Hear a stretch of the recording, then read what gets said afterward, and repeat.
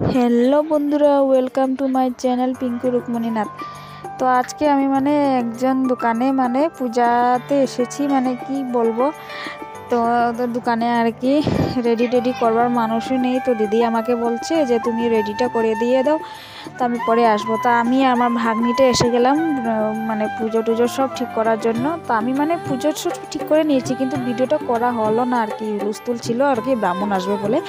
তো তারা ছিল বলে আমি এত করিনি। তো আমি সব কিছু রেডি টেডি করে ফলমূল কেটে কুটে তো সব কিছু রেডি করে তারপরে ব্রাহ্মণ এসে গেছে। তো ব্রাহ্মণ এসে পূজাতে শুরু করলো আর কি, পূজা বসিয়ে পড়লো পূজাতে। তো দিদিও এসে গেল, দিদিও বসে আছে। তো একদম পূজা টুজো করছে ব্রাহ্মণ। তারপরে ব্রাহ্মণ ভালোটিকে পুজো টুজো করছে। তো আর বললাম একটু আমাকেও দেখে নে। তো আমিও দেখো সামনে আছি। তো কেমন লাগছে বলবে সবাই কমেন্ট করে। তারপরে আস্তে আস্তে পুজো অঞ্জলির জন্য ব্রাহ্মণ রেডি করছে আর কি, অঞ্জলি দিবে।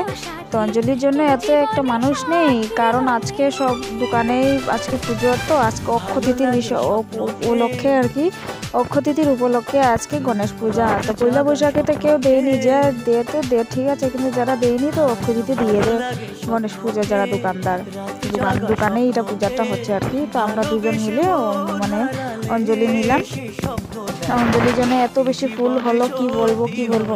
খালি আমরা দুইজনই তো, আর ফুল বেশি হয়ে গেছে। তো তিনবার হয়তো অঞ্জলিটা তিন করে। তো তারপরে এত বেশি ফুল পরে কি বলবো।